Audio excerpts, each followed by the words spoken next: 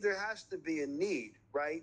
There's a reason why, I mean, I'm sitting here in Albania. There's a reason why Albania, I'm assuming, doesn't have relations with Palau. It's not that they dislike each other, it's just there's no reason for it. So you have to create a reason for there to be diplomatic relations, right? There's a reason why Albania and Italy have relations because there's a lot of Albanians that live in Italy and there's a lot of Italians that live in Albania. So there's also historical reasons and they're neighbors, and there has to be some sort of an impetus for these things to happen. And once there is, then I do see these things happening in a more natural, organic fashion. I like a lot of what Balaji has to say. I don't really know. I've never met him. I've never interacted with him, to be clear.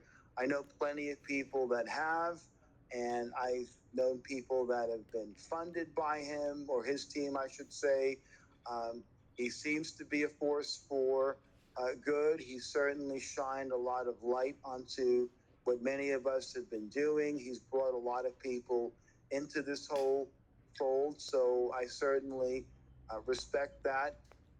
At the same time, I also think there are lots of different ways of achieving a better world. And I suspect what of us are, many of the reasons why people are involved with all of this is because there is a bit of a bottleneck, right? And I don't want to get into intergenerational type conflicts, but older people seem to be keeping the reins of control for themselves. And I think a lot of younger people are saying, well, I can't access the corridors of power, so fine.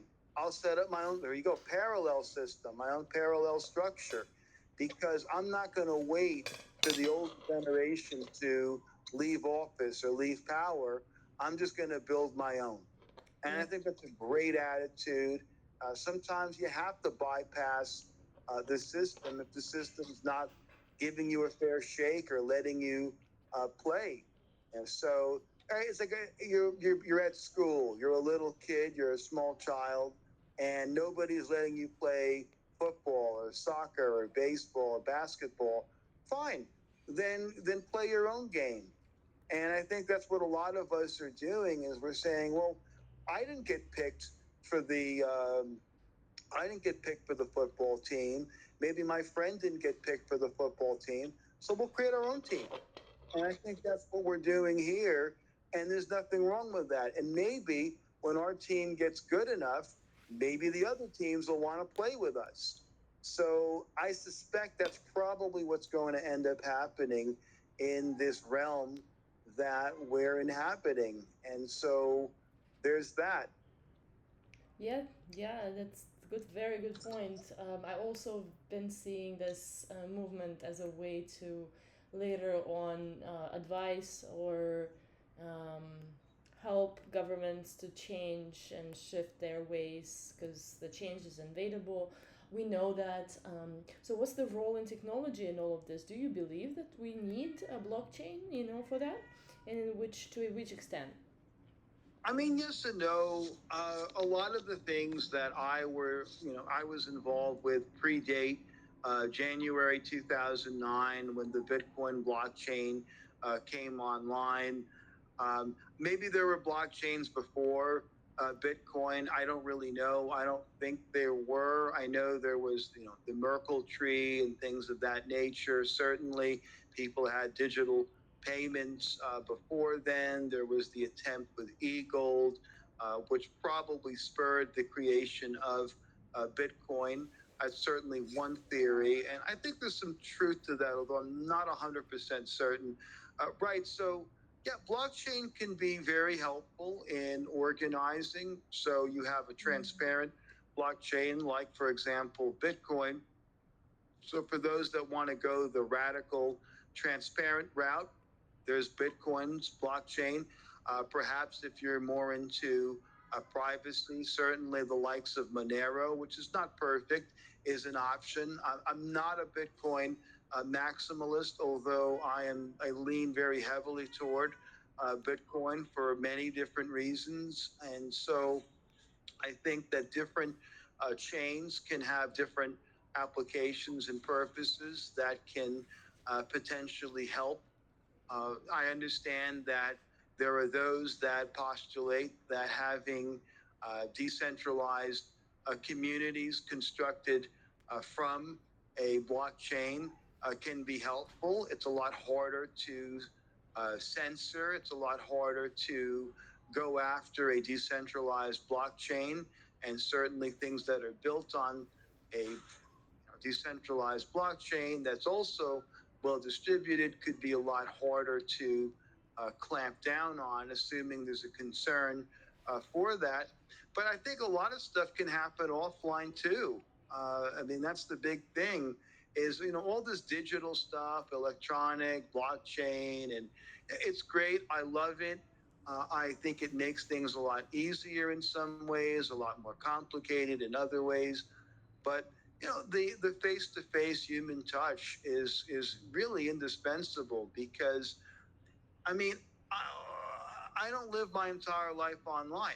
I don't think anybody does, and so you still want to have a a I don't want to say real world. That's not true, but a an analog, a 3D world where there's face to face in the flesh is equally important. So there's that. I mean, certainly I understand that the network state idea is that we organize online and perhaps we use technologies such as blockchain or Web3 in order to build the infrastructure that will take us to the I don't want to say the promised land, but yeah, the promised land. So sure, I guess it can be used for that purpose. But look, I'm completely open to non-blockchain ways of organizing. I'm 100% open to that. Whatever gets the job done, I take more of a pragmatic, utilitarian approach to things. Yeah, I think that's fair. Well, what's your role, in the space? How do you see it? What is it that you're building, and what are you bringing in? If you'd like to share. Sure. So, I mean, at this stage right now, it's very much still just trying to bring people together, trying to see are there people that I can work with, that I would want to work with in doing anything. And so that's a lot of what I've been spending time on is what kind of a dream team would I Yeah. want to build, and so that's one aspect of it. So there's a few different things that I've been looking into. So as far as network states are concerned, there's lots of things that can be done. One thing would be maybe creating a fund for network states that's only for network states, right?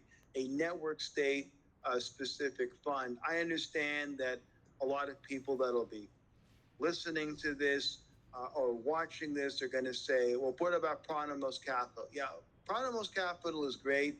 There's no question about it. What about Balaji's fund? Well, I'm sure it's great, no problem. But they don't just invest in network states. In fact, they invest more in brick and mortar stuff. Pronamos does.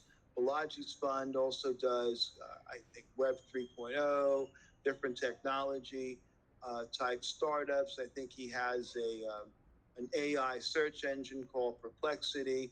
So to answer your question, right, maybe a fund that's specific to network states would be a really good idea.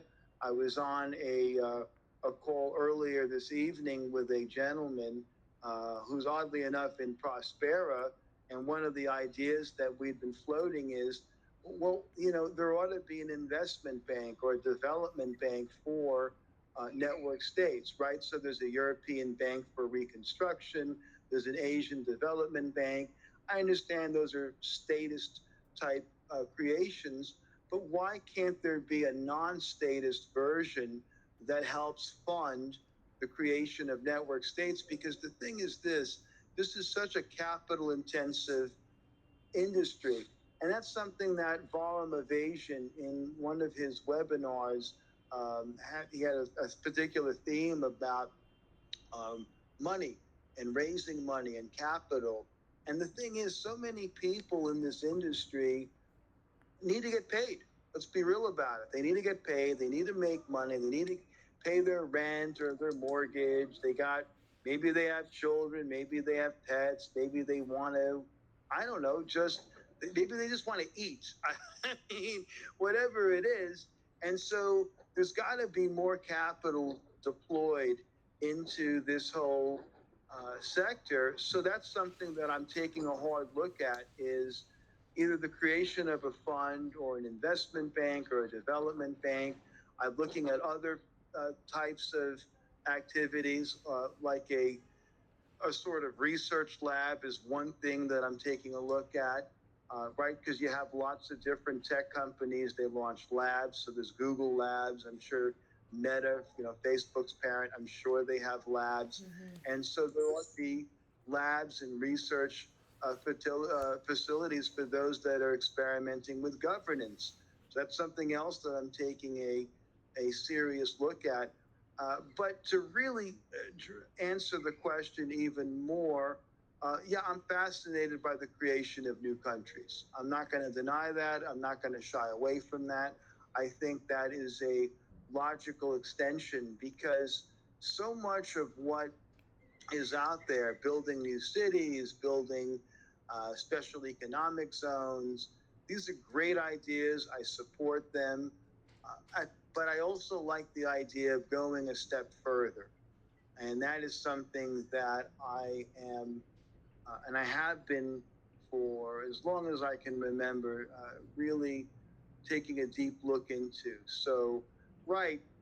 So I guess, so to sum up, sure, looking at who I could work with, who I would want to work with, addressing the monetary situation, and then yeah, sure. Ultimately, it is about throwing my own hat in the ring and yes, and launching a successful endeavor. Yes, definitely. Where I think we're all waiting that from you, and that's true. So what kind of people are currently active in the Country Founders chat? Uh, why do they go there? Don't they go to the post-conference unofficial chat or other that exist? Why your chat is great? The reason is because I spell it out. It's a discussion group for those that have an interest in building new countries. I just spell it out. I don't shy away from it. I'm not using euphemisms like, and no offense again to Melania, like network states or digital economic zones, special economic zones, free cities, private cities, whatever it is. No, I'm using simple terms that people already understand, right? You ask the average person on the street what a network state is, they're going to say, I have no idea.